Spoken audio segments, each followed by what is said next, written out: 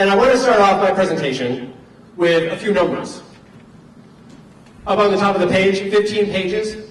That's the number of finished pages of student writing that a student is expected to do in an average undergraduate English class here at Goodwin College. Some of the classes it's a little bit more, but 15 pages is a minimum. Now that's finished writing. It doesn't include drafts, it doesn't include process work, or outlines or journalizing. That's 15 pages of work that's been proofread, that's been cited and sourced, and that is supposedly professional grade, publishable writing.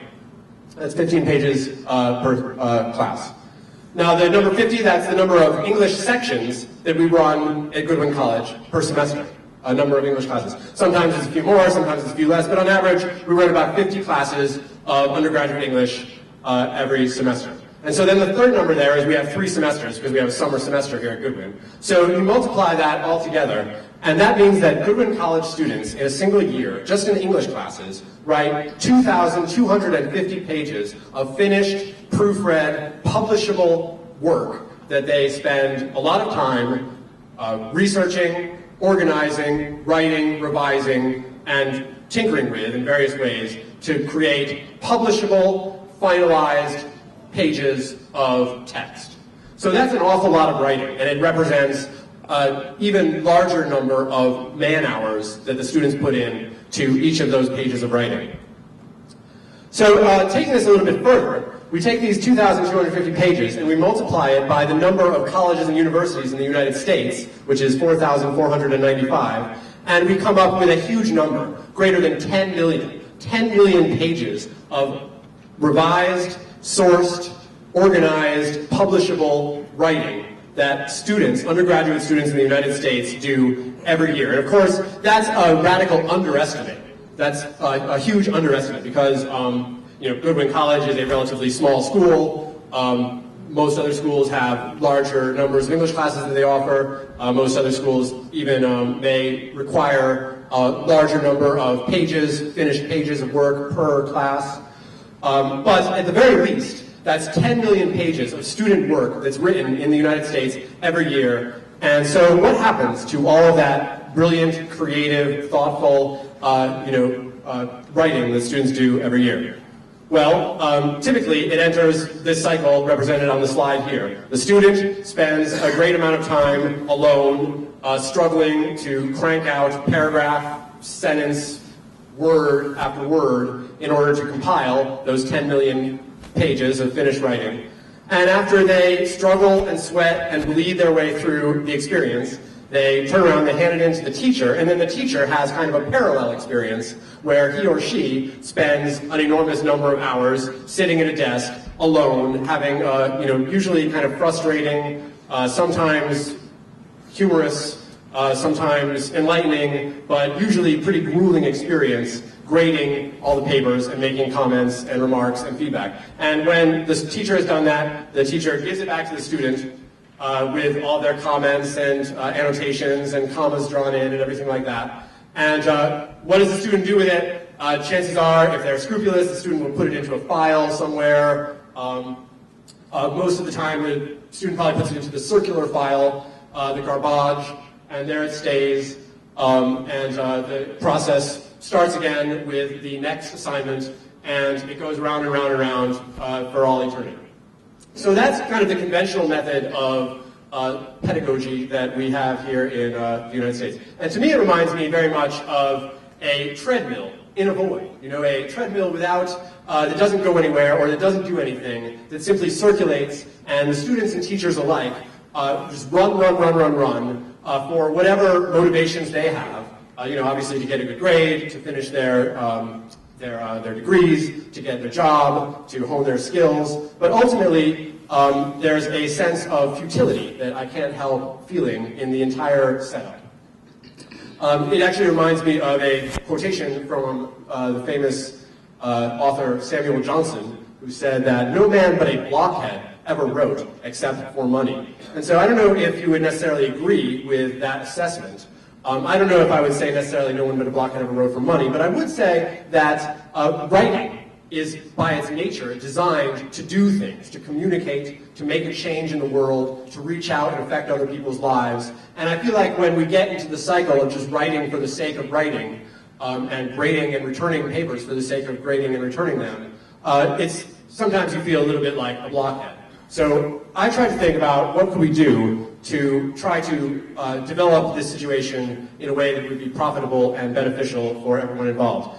My question is, how can we tap this large reserve of potential energy, all of these millions of pages of professional grade work that students are cranking out every year, and use it the way that that a hydroelectric dam uses water to do work. And so the work I think that we can use this student work to do is specifically to make classrooms more connected to communities, to make writing instruction more authentic and more engaging, and also to help local economies and to support nonprofit organizations. All three of these goals, I feel, are goals that could be accomplished if we put all of the work that students are doing to work, instead of allowing them to just stay running forever on this treadmill in a void. So one of the ways, of course there are many ways that we might think about how we teach undergraduate English as a way of tapping into this potential energy. But what we've been doing this year in English 325, which we'll be talking about tonight, is we've been partnering with 3 specific organizations. Kids Safe Connecticut, which is a nonprofit devoted to helping prevent child abuse and neglect. National Credit Fixers, which is a private company that's devoted to helping people fix their credit scores. And the Connecticut State Police Union, which is obviously the union for the Connecticut State Police. And we've been writing annual reports for these organizations. All of these organizations, for one reason or another, although they don't, they're not required to write annual reports, an annual report can be an effective communications tool, whether for nonprofit and for-profit organizations. And we thought it might be nice if we could reach out to these groups and help write annual reports in a way that taught students specific business writing skills, but also helped these organizations do the work that they do to reach out to new clients, to share their success with investors and donors, and to market and brand themselves and to spread their message. So that's what we did. And, I started out the class, I don't really know very much about writing annual reports. I'd never done it before, so we reached out to an expert. This is the book that we use, The Writer's Guide to Annual Reports, which is pretty much the standard guidebook for writing annual reports. And this is the author of the Writer's Guide to Annual Reports. And we have a couple of very proactive students in our class who reached out to Robert Roth, who's this worldwide, brilliant, accomplished expert in the field of writing annual reports. And he actually came into our classrooms via Skype and was able to share some advice with us about some of the drafts that our teams had started on their annual reports. It was interesting because he came into the room, it was like, up on this big screen, just like on Star Trek, and the students came up to him and presented their ideas so far, and he had some suggestions, and he had some criticism and some advice, and some of the students, some of the teams really accepted his suggestions and ran with them. Other teams decided that, although he's a big, experienced and accomplished and professional fellow, they still didn't really feel like his advice was right for them, so they went their separate ways. But either way, it was a valuable experience just to watch him working through these questions. We also drew on some more local talent. Up on the left here, we got Phil and Caleb, who came to our classroom to share their experience writing annual reports for Goodman College, specifically from a graphic design perspective. We got Mike Rotondo, our faculty member in accounting, to help us with some of the thornier aspects of financial writing. We had Dr. Ernie Varela, come to class and give the students a pep talk in how to face the class with verve and elan. He's from the Management and Leadership School. So all of these different disciplines came together to help these students to try to work through the various problems that they face writing these annual reports. Along the way, we also did a scholarly poster, which you can see on the second floor of Goodman College. Here in the poster, you can see some early drafts of the student reports. You can see some of the ideas that students started to hash out about their key messages. And I also did some research as part of putting this poster together in sort of the pedagogical background of this kind of class. And I found some interesting discoveries. One of my major sources for research was one of the leading publications in business education, the journal, the American Journal of Business Education. And in that journal, interestingly, over the last couple of years, there have been some significant research that has been done in the kind of class that we've been doing here at Goodwin.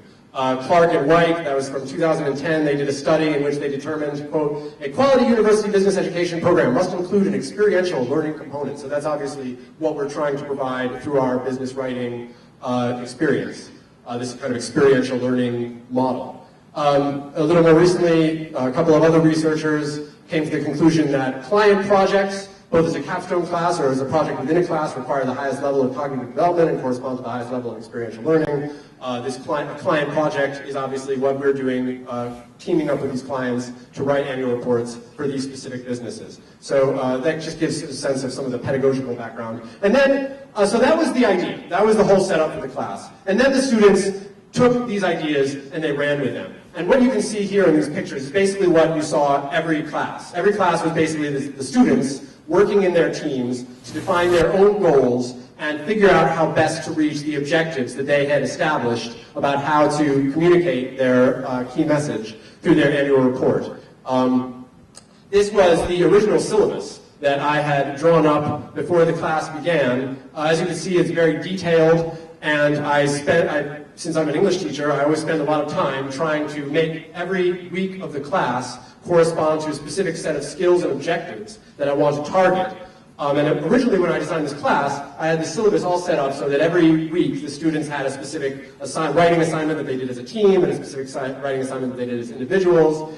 And they hit up the various parts of the annual report in a very organized and logical fashion. But around probably February 5th, about the end of what you see here, it occurred to me, and I think to most of the students, that this scheme was not really working for exactly what we wanted to do. The students, by this point, even early on in the semester, already knew that their specific target partner organizations had very specific messages that they needed to focus on, which took them in kind of slightly different directions. So this standardized model of an entire class working from the same syllabus to do a prearranged set of activities week by week was simply not going to work. So we actually just basically abandoned the syllabus altogether.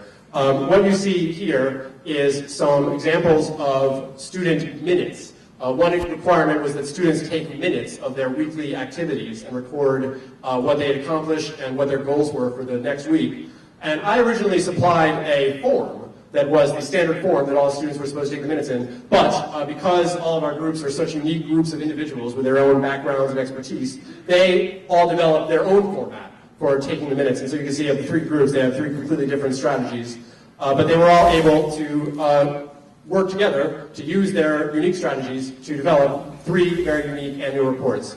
These are the three groups on the top and the covers of their annual reports.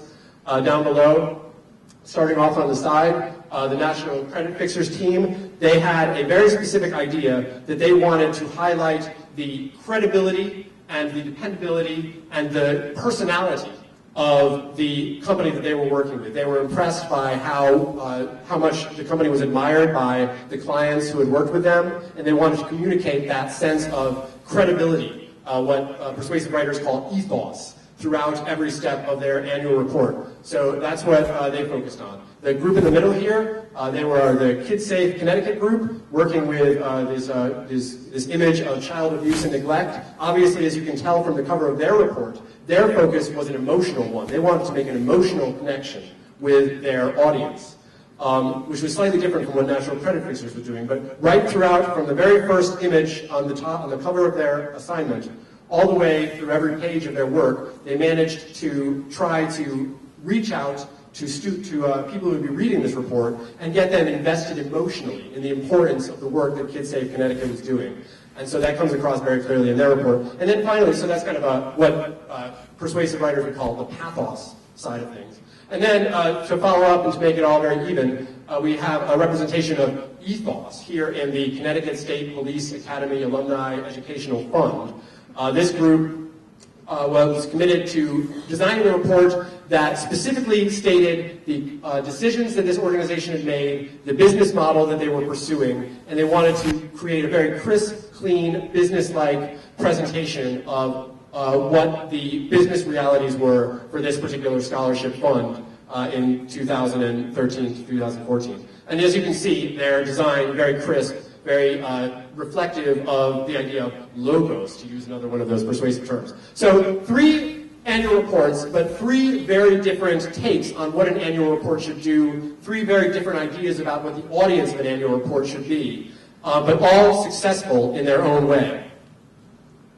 So along the way, not only did these students hopefully learn a lot about how to design, write, and put together an annual report of this nature, but also they helped homeowners who are trying to repair their credit. They helped children who are being abused and neglected. They helped students trying to get an education, all by helping their partner organization do their job more effectively, by creating materials that these partner organizations can use to help their community and to work with, people who need assistance to help them. So it's a great example of trying to do 2 things at once in a mutually reinforcing way.